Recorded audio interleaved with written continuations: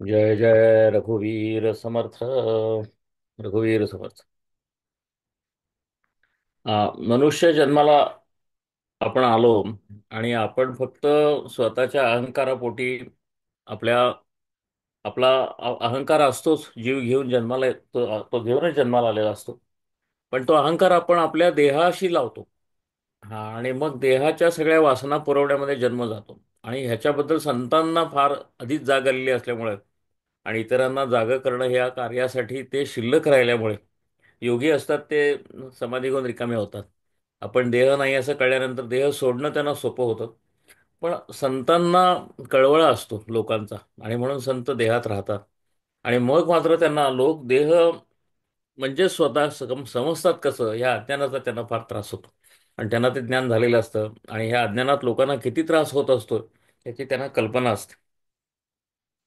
मग तुकाराम ते कसं व्यक्त करतात बघा. येथ नाही उरो आले अवतार. अहो, देवाचे अवतार सुद्धा फार जगले नाही तो इथे असं झालं. देहात जर जन्माला आला तुम्ही तर जाणं प्राप्त आहे. येणं जसं आहे तसं जाणं आहे. तेव्हा किती चिकटून राहणार या देहाला. देहातलं आयुष्यच फार कमी आहे. येथे नाही उरो आले अवतार. येर ते पामर जीव किती. आपण तर पामर माणसं. देवाच्या अवतारांचं सुद्धा लिमिटेड झाले ते अवतार. तर आपलाही अवतार संपणारच आहे. विषयांचे झणी व्हाल लोलिंगत. चेवलिया अंत न लगे मग. तुम्ही एकदा विषयांच्या मागे लागलात की आयुष्य हे क्षणभंगुरच आहे मुळा. पण ते कसं निघून गेलं तुम्हाला कळणार नाही. आणि जन्माला आल्या तर कसलंच सार्थक होणार नाही, कसलंच पुण्य तुम्हाला मिळणार नाही. वाहोन या भार कुंथशील ओझे. नुसतं देहाचं ओझं सगळं तू वाहत असेल त्याच्या विकारांचं, काहीही तुझ्या हाती लागणार नाही. तेची माझे थिता त्याग.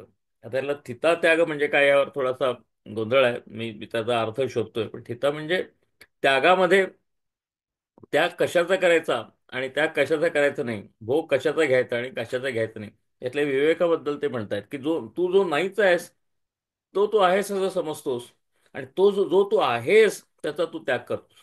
तुझ्यातल्या तुझ्यामध्येच परमेश्वरत्व आहे त्याचा तू बरोबर त्याग करतोस. हा. आणि आणि तू जे नाही आहेस, देह जो तू नाही आहेस त्या देहाला तू आपलासा म्हणतोस. म्हणजे असं मिसप्लेस्ड सगळं तुझं आहे. ज्याला आपलं म्हणायचं, जे आपलं आहे त्याला तू आपलं म्हणत नाहीस, जे तुझं नाही आहे त्याला तू आपलं म्हणतोस. हे करण्यात तुझं आयुष्य जात. तुका म्हणे हे समजावून सांगता सांगता एवढं त्यांना मध्येच असं राग येतो. त्यामुळे विद्यार्थ्याला समजावून सांगत असताना मध्ये एवढं कसं काय समजत नाही असं जे असं काय काय वेळा होतं चांगल्या शिक्षकाचं सुद्धा. तुका म्हणे कैसी नाही त्याची लाज. आतापर्यंत नीट समजावून सांगितलं, मध्ये आता राग आला. तुका म्हणे कैसी नाही त्याची लाज. हे खेळ करायची लाज कशी वाटत नाही रे तुला म्हणले. संती केशिराज साधियाला. अरे एका जन्मात येऊन केशिराज विठ्ठल कृष्ण साधला हो त्यांनी. संतांनी काहीतरी शिका की त्यांच्यापासून असं तुकाराम असं म्हणत नाही मी केशिराज साधला. संतांनी जन्माला येऊन केशिराज साधला, तुम्ही किती वाया घालवाल रे जन्म, असं म्हणून आपल्याला रागावलेलं आहे. अजून एका भंग बघूया. दीप न देखे अंधारा. आता हेची करा जतन. त्या तुकारामांचा फार सुंदर उपदेश आहे. ते म्हणतात की एकदा दीपाला हाताशी धरलं की अंधार नाहीच. तुम्ही फक्त हातात दिवा धरा की अंधार आजूबाजूचा गेला तसं समजा. तुम्ही काय करता, अंधारातच चाचपडत बसता आणि मला प्रकाश कुठं दिसेल, प्रकाश. तुम्ही प्रकाश हाताशी धरा की अंधार नाहीच होईल, कारण ते एकत्र नांदूच शकत नाही. दीप न देखे अंधारा. आता हेची करा जतन. नारायण नारायण गाठी धन बळकट. आता हे हे हे जे गाठी धन बळकट. गाठी म्हणजे गाठीला बांधा असं म्हणतो आपण. गाठीला धन बांधतात ना कुठे काशी यात्रेला जाताना वगैरे, तशा पद्धतीचं नारायण नारायण. नारायणाच्या नामाचं धन गाठीला बांधा, बळकट पडू देऊ नका. आणि मग काय नाही, नारायण एकदा बांधून घेतलात नामानी की अंधारच नाही तुमच्याजवळ. मग असं सांगतात ते, चिंतामणी पाशी चिंता तत्वताही न येईल. तुम्हाला चिंतेचीच काळजी आहे ना फक्त. तुम्ही चिंतामणी बाळगा जवळ, तर चिंताच नाहीशा होतील तुमच्या. चिंता पुरवणारा चिंतामणी जर तुमच्याकडे असेल, तर चिंतामणीच तुमच्याकडे असेल तर चिंताच मुळात येणार नाही. तर तुम्ही नामाचा चिंतामणी जवळ बाळगा. चिंतामणीपाशी चिंता तत्वताही नसेल. तुका म्हणे उभय लोकी हेची निकी सामग्री. हे तुकाराम फार स्वतःच्या अत्यंत गूढ अशा आध्यात्मिक अनुभवातून सांगतायत की तुम्ही देहात राहा किंवा देह सोडल्यानंतर दुसरा लोक आहे त्यामध्ये जा. तुम्ही नामाचं जर साधन केलं असेल अतिशय मनापासून, तर ही तुमची सामग्री आहे समजा, आणि ही सामग्री सतत तुमच्या बरोबर राहील. तुका म्हणे उभय लोकी, ह्या मृत्यूलोकी आणि दुसऱ्या देवलोकी, ह्या दोन्ही लोकांमध्ये ही सामग्री सतत तुमच्या बरोबर राहील. तुका म्हणे उभय लोकी, हेची निकी सामग्री, निकी म्हणजे उत्तम, निकी म्हणजे उत्तम, हेची निकी सामग्री, हे हे पुण्य गाठीला बांधा. बाकी विकारांत काहीही तुमच्या बरोबर येणार नाही, ते तुम्हाला लवकर म्हातारा करणार आणि मरणाकडे घेऊन जाणार, आणि मेल्यानंतर काहीच तुमच्या बरोबर येणार नाही. पण नाम तुमच्या बरोबर येईल. अतिशय प्रेमानं नाम घ्या, नारायण नारायण हे नाम घ्या, आणि ह्या नामाची सामग्री कायम टिकेल. ह्या आयुष्यात तर टिकेलच, पण पुढचा जो काही लोक आहे त्या लोकामध्ये तुम्हाला ती बरोबर घेऊन जाईल. असं सरळ स्वतःच्या अनुभवातून सांग. आणखीन एक अभंग करूया. हा सुद्धा अभंग कळायला काही अवघड नाही आहे, पण तुकारामांच्या सोपेपणातच अनेक तथाकथित अवघड प्रश्नांची उत्तरं असतात, असं मला कायम वाचून वाचून असं लक्षात आलेलं आहे. आता आता अगदी साधी एक अशी ओळ घेतली की अ, न लगे मज तुझे ब्रह्मज्ञान, गोजिरे सगुण रूप पुरे, असा तुकारामाचा एक अभंग आहे. म्हणजे मला ब्रह्मज्ञान नको, मला मला तुझं निर्गुण. आता हा अभंग काय आहे? हा अभंग मी अनेक वर्ष जेव्हा वाचायचो तेव्हा मला तुझं निर्गुणाचं काय कौतुक नाही, मला सगुणाचं कौतुक आहे, असं असं भक्त पद्धतीने घ्यायचं. आत्ताचं जे माझं आपल्या नामावळीच्या निमित्तानं तुकारामांचं वाचन होत आहे तेव्हा, न लगे मज तुझे ब्रह्मज्ञान, गोजिरे सगुण रूप पुरे, ते गोजिरे सगुण हे बरोबर आहे, पण तुझे न लगे मज तुझे ब्रह्मज्ञान असं तुकाराम म्हणतात असेल तर तुझे, तुझेच्या खाली अंडरलाईन होते आता माझ्या ह्या कधी एनथ वाचन चाललं असेल त्यामध्ये. आणि मी असं म्हणतो की संन्यासी वेदांती ज्याला ज्ञान म्हणतात, ज्याला ब्रह्मज्ञान म्हणतात, ते तुझंच तर ज्ञान आहे असं तुकाराम मला सांगतात. तुकाराम असं सांगतायत की ज्याला ब्रह्मज्ञान म्हणतात योगी आणि पंडित, ते विठोबाचंच ज्ञान आहे, तुझे ब्रह्मज्ञान. ह्यामध्ये मला तुकाराम असं सांगतायत की न लगे माझं तुझे ब्रह्मज्ञान, प्रत्यक्ष तू समोर असताना मला तुझं एक ब्रह्मस्वरूपाचं काय आहे आणि ते सगळीकडे व्यापून कसं राहिलंय, आणि मग त्यातून विश्व कशाला निर्माण झालं. एकदा एकदा तुम्ही वेदांताच्या खऱ्या पद्धतीनं जर मागं लागला तर किमान 20 वर्ष गेली तुमच्या आयुष्यात. असं असं आहे तो. म्हणजे ते ज्ञानाचा प्रवास सोपा नाही. म्हणजे लोकांनी काशीमध्ये राहून, वेदांत विद्यापीठामध्ये राहून, तुम्ही कोणी अधिकारी माणसाला विचारा, आयुष्याची प्राईम टाईम 15 ते 20 वर्ष दिल्याशिवाय त्याची तोंड ओळख सुद्धा तुम्हाला होत नाही. तर हे म्हणजे तुकाराम असं म्हणतात, ते तर तुम्ही 20 वर्ष देऊनही तुम्हाला समजायचं तुम्हाला बुद्धी नाही, ते तुम्ही बाजूला ठेवा. कशाला करताय ते? न कळे मज तुझे ब्रह्मज्ञान, गोजिरे सगुण रूप पुरे, तुझ्या सगुणाचंच मी भक्ती करतो, तुझ्या नामाची मी पूजा करतो, आणि तूच स्वतः हृदयात येऊन बसल्यानंतर तुझं ब्रह्मस्वरूप कसं आहे हे कशाला मी अवघड करून समजून घेऊ, असं जे तिथं म्हणतात. त्याचा एक अनुवाद इथं इथं याच अभंगात तसा दिसतो. आणि हे तुकाराम फार गंभीरपणाने म्हणतात, हे लक्षात घेतलं पाहिजे. गंगेची या अंताविण काय चाड, आपुले ते कोड तृषे पाश. याचा दृष्टांत असा आहे, ते म्हणतात गंगा, तुला तहान लागली आहे ना, आणि तू गंगेच्या किनारी उभा आहेस किंवा गंगेमध्येच आहेस तू, तर गंगेचं तुझ्या ओंजळीत भरणारं पाणी आहे ना, ते तुझी तहान भागवायला पुरेसं आहे की? आता या ठिकाणी गंगा किती खोल आहे, गंगा कुठून येते, इथे प्रवाहाचा वेग किती आहे, या तपशिलाचा काहीही उपयोग नाही, असं तुकाराम सांगताय. गंगेची या अंताविण काय चाड, गंगेचा अंत कशाला बघतोस? मला गंगेचा अंत समजल्याशिवाय मी ओंजळभर पाणी पिऊन तहान भागवणार नाही, असं म्हणलं तर का मूर्खपणा आहे असं म्हणतात. भक्तीची ओंजळ धर, त्यात परमेश्वर त्याचं सगळं प्रेम होतील, ते पिऊन तृप्त हो, तुझं तृप्त होण्याशी मतलब आहे. अरे तू तू तू केवढा छोटा आहेस तू, तू केवढा मोठा घात घ्यायला बघतोय ज्ञानाच्या नावाखाली. मरून जाशील, परत जन्म घ्यायला लागेल, आणि परत बकड बाराखडी करायला लागेल. आत्ताच त्याचं प्रेम घे ना तू. तुझी ओंजळ आहे ना, त्या ओंजळीत जे प्रेम बसेल तेवढंच पुरेसं आहे तुला. त्याच्यापेक्षा मोठा जर घास मागितलास तर you are not made for it, असं त्यांना सांगायचं. तुझी त्यासाठी निर्मितीच झालेली नाही एवढं मोठं ज्ञान होण्यासाठी. गंगेची या अंताविण काय चाड, आपुले ते कोड तृषे पाशी, तुझी तृषा भागली म्हणजे झालं. विठ्ठल हे मूर्ती साजिरी सुंदर, ही विठोबाची मूर्ती आहे बघ, किती साजिरी आणि सुंदर आहे. तुकाराम आपल्याला सांगतात, घाली निरंतर हृदय पुटी, तुझं हृदयाचं संपुट आहे ना त्याच्यामध्ये ह्या विठ्ठलाला ठेव, बस तुझ्या सगळ्या कामना भागतील, तुझी तृषा भागेल, आणि मग गंगा मला काय समजलं नाही, हे खंत तुला राहणारच नाही, कारण तूच गंगेचा एक भाग होत जाशील.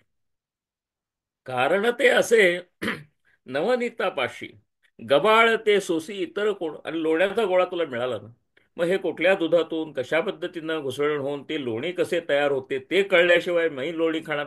अरे तुला तुला लोणी आवडतं आणि लोणी जर हातावर आणून दिलं तर त्याचं तू उगम कशाला बघशील? काही उगम बघू नको. कारण ते असे नवनीतापाशी, नवनीत पाहिजे की रे तुला हातात आणून दिलेलं आहे. हे गोजिरे सगुण म्हणजे सगळं मंथन होऊन जे करणार आहे ते योगी आणि ज्ञानी, ते तुझ्या हातात पांडुरंगानं आणून दिले रे. तेच तेच समचरणावर उभा आहे ना, तोच तो ध्यानी यांच्या ध्यानी असलेला, आणि योग्यांच्या समाधीमध्ये त्यांना जो सापडतो तोच तिथं उभा आहे. त्याचं फक्त ध्यान कर, बाकी तू काही करू नको. कारण ते असे नवनीतापाशी गबाळ ते सोसी इतर कोण, कशाला इतर सोस करत बसायचा. बाळाचे सोयी ते घास घाली माता. कसं तुकारामाच्या आमच्या दृष्टांत आहेत एकापेक्षा एक सुंदर. आई कसा बाळाला घास भरवते, आणि ते बाळ उगीच हा घास तू कसा केला, स्वयंपाक कसा शिजवला, ते सगळं केल्याशिवाय मी काही घास घेणार नाही, असं काही भावळटपणा करत नाही. आनंदात असते हो ते घास घेत. विठोबा तुम्हाला घास भरवतोय हो. घास भरवणे हे तुकाराम आणि नामदेवांच्या परंपरेत खरंच घास भरवलेले आहेत एकमेकाला, विठोबाला त्यांनी. बाळाचे सोयी ते घास घाली माता, अट्टाहास चिंता नाही तया. त्याला काही अट्टाहास चिंता वगैरे काही असत नाही, उगाच तो काळजी करत ज्ञान, मला ह्या घासाचं ज्ञान झाल्याशिवाय घास घेणार नाही असं काही तो म्हणत नाही. ते बाळ तसं आनंदात असतं.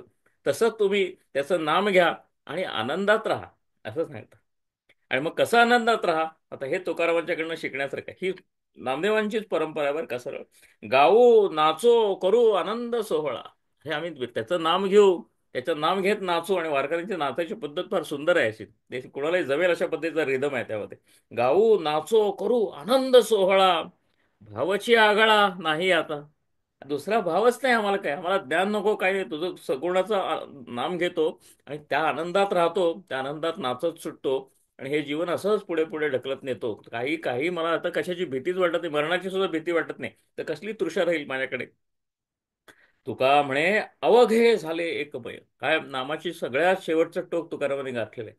आणि नामाच्या जोरावर ते म्हणतात अवघ एकमयच झालंय आता मला. ह्या एकत्वासाठी ज्ञान आहे. ज्ञान म्हणजे काय शेवटी? तर सगळं एक असल्याचं ज्ञान म्हणजे ज्ञान. याच्यापेक्षा ज्ञानाची काही वेगळी व्याख्या नाही. ह्याचं ज्ञान आणि त्याचं ज्ञान असं जेव्हा आपण म्हणतो तेव्हा ते द्वंद्वात्मकच ज्ञान असतं. हे हे आणि ते एक आहे हे कळणं म्हणजे ज्ञान, असं आमच्या परंपरेतच सांगितलेलं आहे. अगदी ज्ञानी माणसं सुद्धा हेच सांगतील. आणि अगदी शास्त्रातली पण माणसं तुम्हाला हेच सांगतील की हे फोर्स फील्ड आणि ते फोर्स फील्ड एकच कसं. हे हे आता तुम्ही ग्रॅव्हिटेशनल फोर्स घेतला तर M1 M2/r² असा आहे. इलेक्ट्रोमॅग्नेटिक जरी फोर्स घेतला तरी, चार्ज मधला फोर्स घेतला तरी Q1 Q2/r² असा आहे. तर हे हे फॉर्म्स एकच कसे काय, हा पडलेला आईन्स्टाईन पासून पडलेला प्रश्न आहे. आणि म्हणून आईन्स्टाईनने युनिफाईड फील्ड थेरी नावाचा कन्सेप्ट काढला, की सगळे फील्ड्स एकाच सूत्रामध्ये कशी बसवता येतील याचा विचार आईन्स्टाईननं कायम केला, आणि तो आजही सुटलेला नाही. हा एकत्वाचा ध्यास सायन्सला सुद्धा आहे, भौतिक सायन्सला सुद्धा आहे. आणि अध्यात्मात तर एकत्वाची नुसती समीकरणं मांडून चालत नाही, त्या एकत्वाची प्रचिती यायला लागते आतमध्ये, त्याला अध्यात्म असं म्हणतात.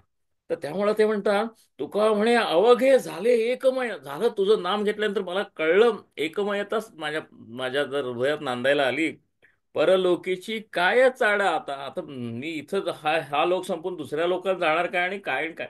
माझा आता एकच झालं, ह्या एकत्वाचाच प्रवास माझा आता पुढे चालू झाला. ह्या जीवनात काय आणि ह्याच्या पुढच्या जीवनात काय, तुझं नाम तुझा आनंद हाच माझ्या हृदयात आत आलेला आहे. त्यामुळे माझ्याकडे आता फरकच राहिलेला नाही. म्हणजे ज्ञानी झालेलं आहे, ज्ञान झालेलंच आहे आता. ज्ञानाची मला वेगळी आस अशी राहिलेली नाही. असा असा असा तुकारामांचा फार विलक्षण प्रवास आहे. एक शेवटचा अभंग वाचूया आजचा आणि थांबूया. आमच्या हे आले भागा, भागा म्हणजे वाट्याला. आमच्या हे आले भागा जिव्हार या जगात. काय माझ्या वाट्या, काय काय काय त्यांनी विलक्षण वर्णन केलं तुकारामांनी. माझ्या वाट्याला काय आलं असं सांग. आपण नेहमी माझ्या वाट्याला हे काय आणि माझ्या वाट्याला तेच कसं, फार फार आपलं वाट्याला असा शब्द आला की पुढे काहीतरी निगेटिव्हच असणार. सगळे ह्यांचे भोग का आले, ते आले ते आलं, माझ्या वाट्याला हीच माणसं का आली, माझ्या वाट्याला हाच प्रपंच का आला, माझ्या वाट्याला हाच पेपर आला, माझ्या वाट्याला हाच का शिक्षक आला, असं सारखं आहे. तुकारामांचा वाट्याचा उल्लेख कसा आहे. आमच्या हे आले भागा जिव्हार या जगात. जिव्हार म्हणजे काय, हृदय. या जगाचं हृदयच माझ्या हातात आलं. माझ्या वाट्याला या जगाचं हृदय आलं. धरून या ठेलो जीवे, पळकट भावे एकविध. पळकट भावे एकविध. ह्या एकविध अशा भावाने मी त्याला धरून ठेवलेलं आहे. आणोनिया केला रूपा उभा सोपा जवळी. ही पुंडलिकाला दिलेली दाद आहे बरं. पुंडलिकाने, हे पुंडलिक म्हणण्यापेक्षा आधीच्या सगळ्या संतांनी हे काम केलेलं आहे, की हा विठ्ठल आहे, हा सोपा करून माझ्या रूपात आणलाय, रूपात आणून सोपा केलाय आणि माझ्या जवळ असा आणून उभा केलाय. आणोनिया केला रूपा उभा सोपा जवळी. तुका म्हणे अंकित केला, तुका म्हणे अंकित केला, खाली आला वचने. संतांनी अंकित केला आणि आणून ठेवला खाली, पृथ्वीवरच आमच्या आमच्या समोर आणून ठेवला. मग तो मिळवायचा कसा? किल्ली काय त्याची? नामही त्याची किल्ली आहे. नामही किल्ली आहे, त्यानं तो कधी तुमचा होतो हे संचित आहे आमचं. हे आमचे हे आले भागा जिव्हार या जगात, जगाचं हृदय आमच्या हातात आलेलं आहे, असं तुकाराम म्हणतात. आपण आता इथं थांबूया. जय जय रघुवीर समर्थ. जय जय राम कृष्ण हरी.